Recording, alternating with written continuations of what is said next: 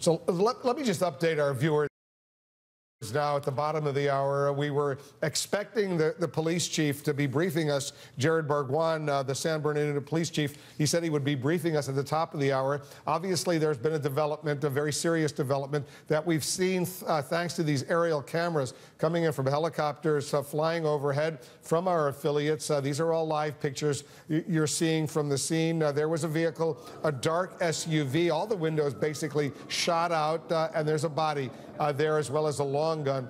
At the same time, police are being very, very cautious in moving in. They don't know, frankly, whether there's one shooter at large, two shooters, or three shooters. They're trying to determine that. They want to be as careful as possible. They want to make sure that there aren't more deaths. 14 people confirmed shot, murdered by the shooter or shooters in this particular case. The police earlier said 14 injured. Now Kyung La getting new information. 17 people injured. We don't know the extent of the injuries when the shooter or shooters went into what's called the Inland Regional Center, a conference building there where there were employees from the county health department having some sort of holiday type reception. And the suggestion is the shooter or shooters went in there with these AK-47 type assault weapons and began shooting and killing individuals.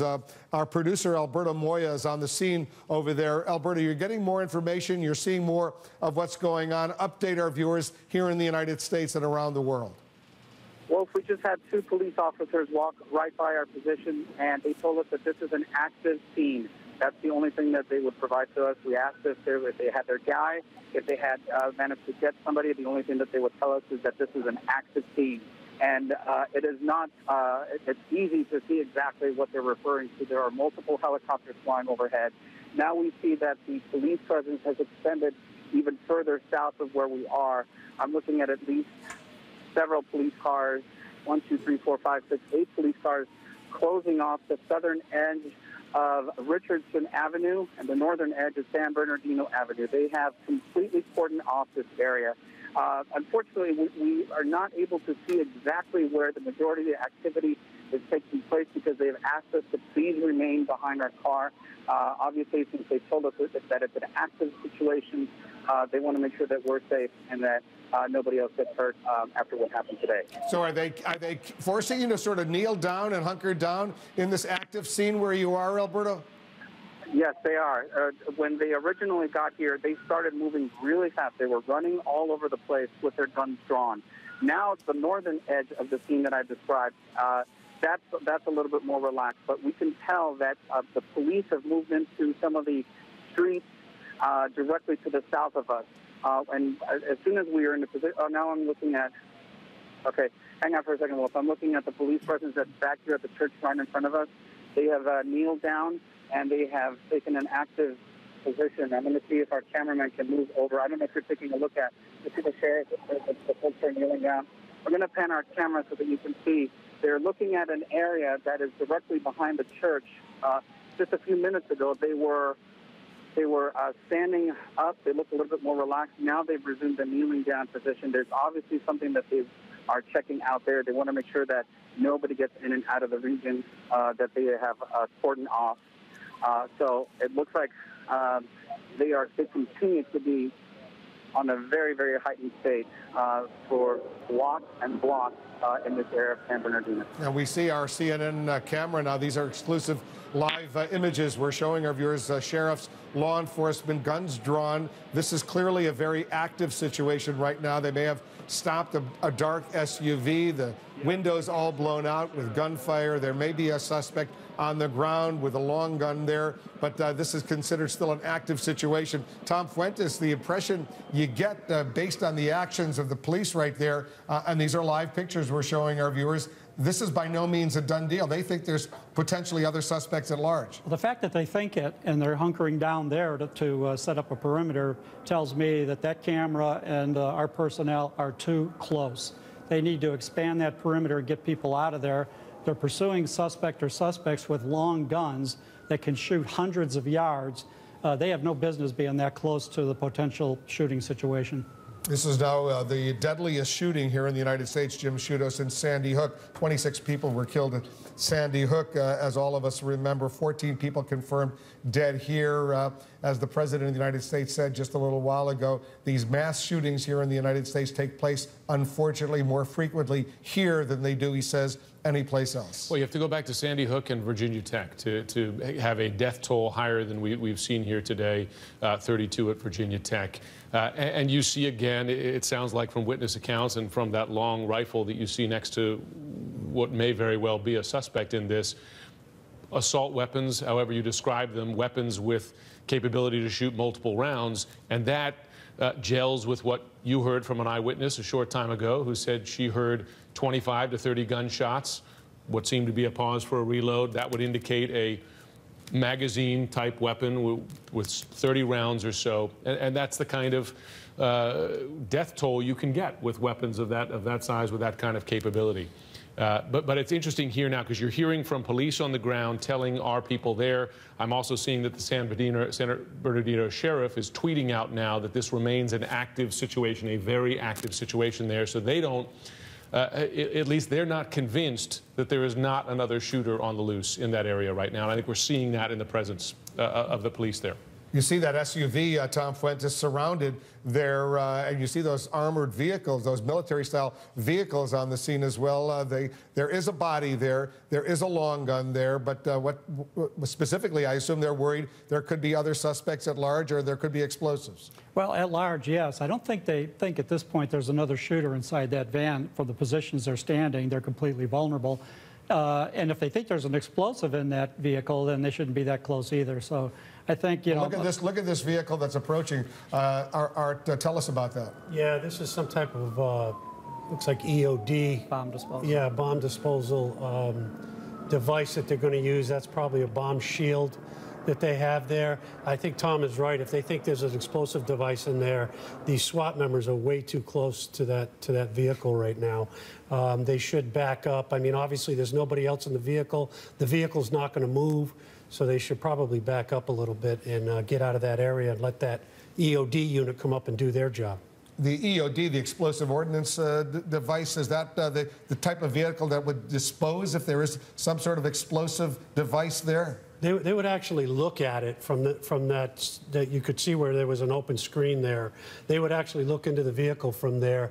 They have other devices that they can use. They have a large barrel that they can put a small device into, or if the device is unstable enough, they might just explode it in the vehicle there. So right. It really is going to be up to what those EOD, those first EOD people on the scene actually see inside the vehicle. Now, these are live pictures from our CNN camera. These are exclusive pictures. We're seeing law enforcement, sheriffs moving in, approaching this area, but it's clearly, Cedric Alexander, you're watching this together with all of us, clearly a very, very dangerous situation that's still unfolding. It's by no means over. No, not at all. It's still a very tense there. And I can only imagine being on the ground there with those officers, how intensive a situation this is. But they're pursuing this very cautiously. And we're going to stay tuned and see what happened here, Wolf, in the end of all this as it unfolds. Jim Sciutto, you and I have seen these vehicles in Iraq, in Baghdad. I saw them in Fallujah, but to see them in San Bernardino, California, in an event like this where there could be an explosive device, it's pretty terrifying when you think about it. They build these vehicles to withstand not only bullets, but also explosions. And that is exactly the concern here. They know there were high-powered rifles used. They would have seen exactly what kind of rifle based on the casings left at the scene. So they know that's a risk. And because we saw them reacting to the possibility of an explosive device at the scene of the shooting, there is at least concern that there are explosive devices present, and that's why you see those EOD, those explosive ordnance disposal teams in there with special equipment to protect them from those. This is the thing, as Art and Tom were saying, police forces request that kind of material because the adversaries they face often have that kind of weapons. Yeah, there was controversy, as all of us remember, in Baltimore when they moved some of those vehicles in, and the local community was not happy seeing those military vehicles there at the time. But this is a very different situation, Tom Fuentes. It looks like they potentially could be concerned that there may still be someone inside that that SUV with the windows blown out? I don't think so, the way they're standing around next to it. Well, why would they just go into that vehicle and check it out? Because it might be booby-trapped, and they don't have that expertise. They're waiting for the people that do. I wouldn't be surprised if they back the police vehicles away and just detonate that car. That's what happened in Dallas about a year ago when they had that car trapped, that the individual that had opened fire in downtown Dallas. And they may just do that, not bother to risk the safety of their bomb tech personnel to go into that car and just detonate it. But the downside is you then blow up any evidence that could be useful in the investigation. But they're worried about safety first. Safety first is obviously the most important. Alberto Moya, our CNN producer, you're there. Tell our viewers what you're seeing, because these are exclusive images. We're seeing live pictures coming in from our CNN camera. Hi, well, so we've been here for several minutes now, and it looks like the majority of the police that immediately moved near the area of the church have moved now further south.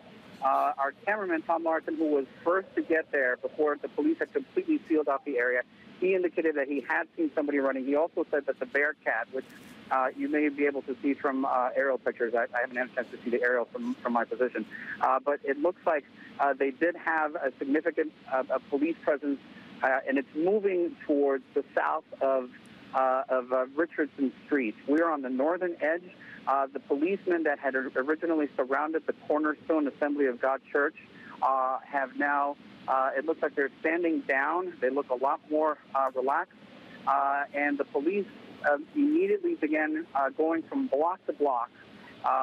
And now they are moving further and further south. Initially, they went over Cooley Avenue, which is the street that's directly to the south of the church. More reinforcements came over, and they seem to go inspecting block by block by block. Now we're taking a look at some of the police that are here by the church. Also further down Richardson, we're looking at a group of police officers who are making their way back to the northern perimeter of the area. There are also a lot of onlookers that are being held back by the police. There's obviously a lot of interest in San Bernardino for what's happened today. Police cruisers are moving back and forth fairly actively. I assume that there might be different types of tactical teams that are going in to check in the area and relay information to each other. But we are looking at a group of San Bernardino Sheriff's Department police officers, heavily armed, that are now making their way back. Like I said, they look a lot more relaxed than the initial few minutes when we first got here, where they had their guns drawn. They were on an extremely heightened state of alert. They asked us to stay back. Some of them even took cover behind our police car. And as you can tell, they are making their way to the northern edge of the perimeter.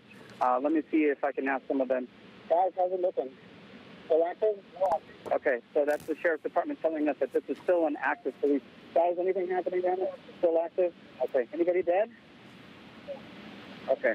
They would not confirm or deny that anything specific had happened with the shooter.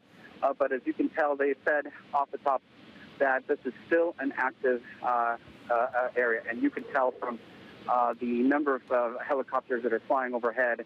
Also, you saw that armored vehicle, which looked like some device to help shield anybody approaching the area, or if there's any additional shooting that would take place. That's moved into position, and like I said, we did have visual indication that the Bearcat had been moved into position after it was called for. We listened clearly on the scanners, the police requesting reinforcements, including the Bearcat.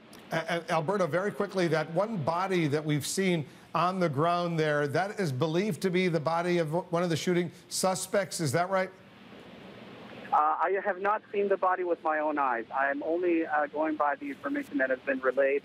Like I said, the police officers here, the only thing that they would tell me is that this continues to be an active situation.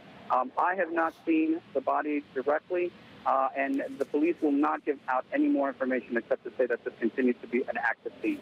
Alberto, stand by. Art Roderick, based on all the images that we're seeing and we're trying to absorb, clearly this is still an active scene, an active situation that's underway right now. Well, what's your analysis of what we're seeing?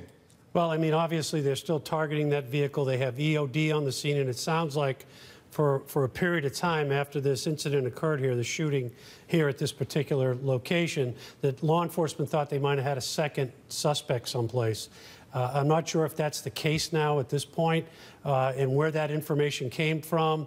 But you know, to be on the safe side, law enforcement always assumes there's another shooter, and this is probably what they're going through the protocols right now to make sure that there's not a second suspect. Tom Fuentes, you agree? Yeah, it's going to be a tough situation. It's going to be dark in about an hour, and if they think they have somebody on the loose in a residential neighborhood to go door to door that could commit a home invasion and hunker down or steal somebody else's vehicle, do a car hijacking. This is still, if that's true, that there's another person possibly out there, this is a dangerous situation still. Cedric, the way the police are moving now, and we're showing our viewers these live pictures, does it look like they're moving as a result of the situation calming down or still very dangerous? No, it's still a very dangerous situation, and I'm quite sure they're taking all the precaution that they can, because one thing, their commanders want to make sure that these officers are safe, lay away from where they need to be, but at the same time, too, are able to go house to house, do those neighborhoods, walk those streets, and continue to search for our second or third person. So they're doing exactly what they need to be doing right now under this situation, Wolf. Yeah, safety first. You got to err on the side of caution as Absolutely. these vehicles move in with all the protective devices, and you see more law enforcement arriving on the scene. Our producer, Alberto Moya, is there as well. It looks like they're moving in with these pictures, Alberto. You're close there. It looks like they're moving into a house. Absolutely. That's exactly right, Wolf. I'm pretty far away, but looking through the camera lens, I'm looking at exactly the same thing that you are. And indeed, it looks like they are. They're checking out every corner, every crevice of the street. You'll have these moments where the police look like they're standing down, like the situation has calmed down, and then a few seconds later, you see 2 or 3 police officers running with their guns drawn. You see 2 or 3 cruisers going down the street on Richardson Avenue, which is where we're at. And every time I ask them, this is still, is anything, can you tell me anything? And they continue to just say that this is an active situation. I think they're going to be extremely, extremely cautious in securing the scene and checking out every door, every location they could possibly think of, just in case there is something else happening. But yes, this is still, you could tell that the police is very tense. They're being very careful. They're going door to door. Some of these places, like I mentioned, there's a church here. There's a residential area. There is a facility with what looks like a couple of large containing tanks for some material. So it's a little bit of a mixed use area here. But the police are going every single place that they can think of to make sure that nobody gets in and out. Tom Fuentes, you got to really err on the side of caution in a situation like this. They don't know if there are other shooters at large. They don't know if there are any improvised explosive devices or anything along that nature. They have to be very, very careful. No, they do. And again, if they've gone into someone's home and taken a family hostage or something, then that only makes it all the more dangerous in the long run here.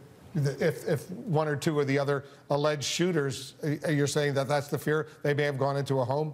If a guy knocks on your door with a long gun, you're going to let him in, and that's what could happen. They could take a family hostage. They could do a car hijacking, a couple blocks away before they had enough officers to create the perimeter. So, they may have the person contained.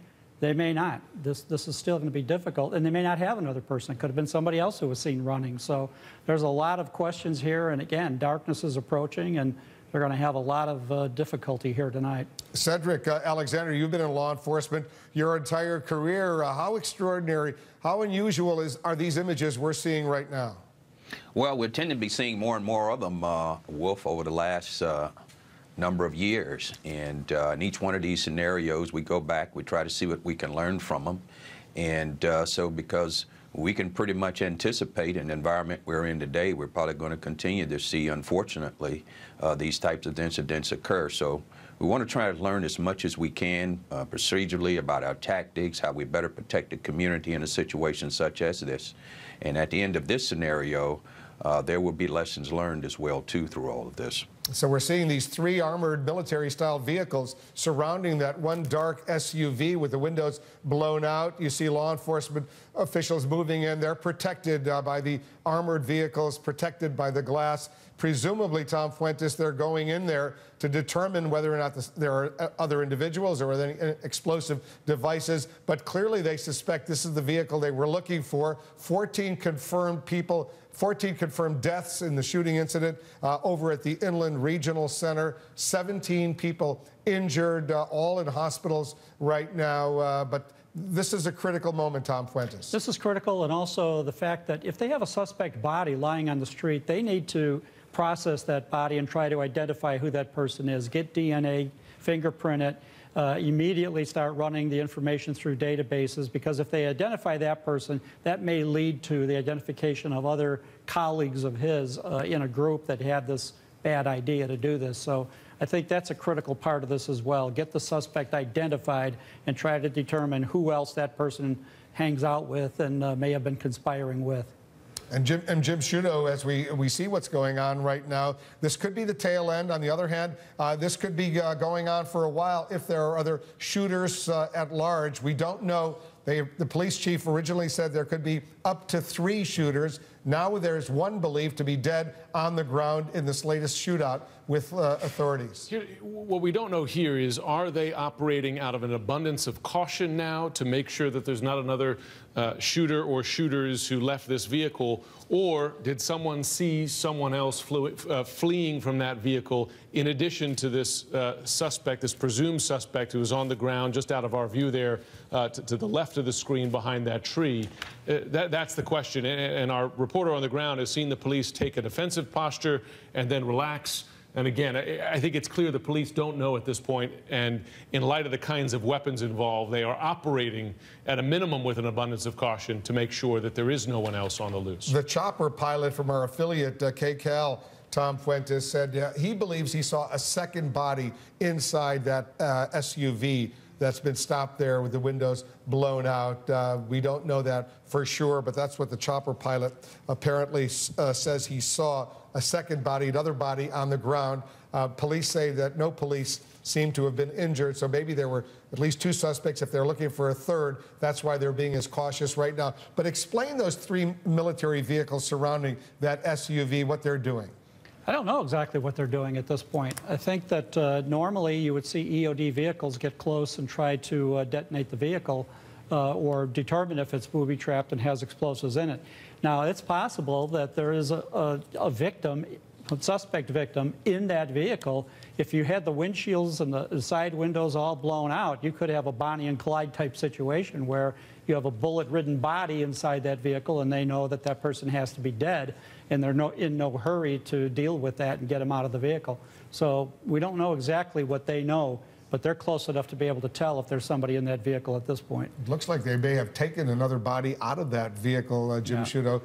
If we could see carefully enough, it looks like maybe, you know, a second body has just been removed from that SUV, if that's what, in fact, the law enforcement authorities are doing. You have a better look at it than I do? Well, looking as close as I can, and again, this is an aerial from a helicopter, but that may then explain why you had the police moving up there and trying to get closer behind the protection of that bulletproof vehicle that we see there, that they saw something inside. They saw a body inside and wanted to make sure that that person was dead and no longer a threat. Impossible to say for sure, but as you look at what was, and we're pulling out now, but as you look at what was under that white, looked like sort of white clothing or a white sheet, certainly the possibility of another body. This is a residential neighborhood in San Bernardino, a city of about 200,000 people, some 60 miles or so from Los Angeles, about an hour's drive from Los Angeles. It started off as a regularly routine kind of day at the Inland Regional Center. That's a center that serves individuals with developmental disabilities in the Riverside and San Bernardino counties. In one of the buildings there was a conference underway from the county healthcare workers, apparently, who were there. And the charge is that these at least 1 or 2 or 3 shooters went in there with long guns, AK-47 type guns, went in there and started shooting. We had an eyewitness who told us she heard 20 or 30 bullets within a matter of only a few minutes ring out. The police chief in San Bernardino, Jared Barguan, saying at least 14 people confirmed dead. He originally said 14 injured. Now that number has gone up to 17. So this is Cedric Alexander. This is going on a street in a residential area in San Bernardino right now. You see police, law enforcement experts behind those armored vehicles moving very, very carefully, cautiously to try to determine what, if anything else, is inside that SUV. Yeah, absolutely, Wolf. And they're going to take a great deal of precaution. But I agree with Tom. It's really very hard to tell exactly what they are doing in and around that vehicle right now. But the appearance may be, it could be one, maybe two bodies inside of that vehicle. But they're going to proceed very cautiously because they really have time on their side. Now, with the cloak of darkness moving in, it certainly make it a little bit more challenging for them, particularly if they're going to still be looking for another suspect out there. But I think as time continues to pass, it appears as if we're gaining more and more information as to how this may end up coming to a close. Well, let's hope it does come to a close and there's no more deaths, no more injuries. Evan Perez, our justice reporter, is getting information. And we know, Evan, the FBI is on the scene, the ATF is on the scene, the Department of Homeland Security. What are you learning from your sources? Well, Wolf, right now everybody is basically working on figuring out, trying to determine what possible could be the motive here. And one of the things they're doing is they're running names of everybody who may be associated with this event that was taking place, where this shooting began this morning at 11 a.m.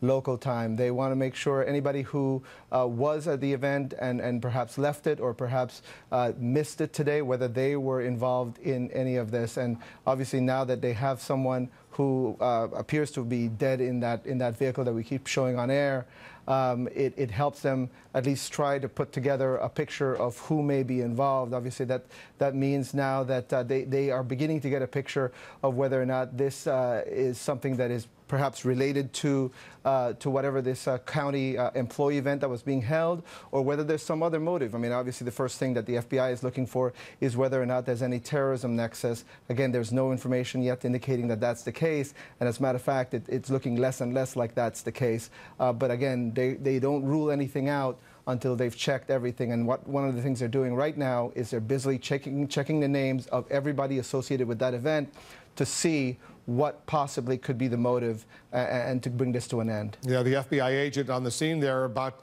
2 hours or so ago said they could not rule in or rule out terrorism in this particular case. They don't have a motive right now, but they're going through methodically what's going on. Tom Foreman, once again, 14 people confirmed dead in that mass murder, that mass shooting at the Inland Regional Center at that conference that was going on with some county employees. There was some sort of holiday celebration that was going on. A gunman or 2 or 3 gunmen went in there with these AK-47 style assault weapons and just started killing and shooting at these people who were having some sort of celebration, if you will, during this holiday season here in the United States.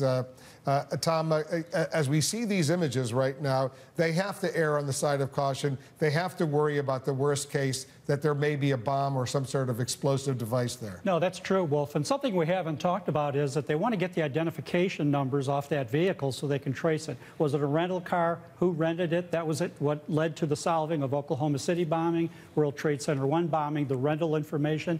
Does it come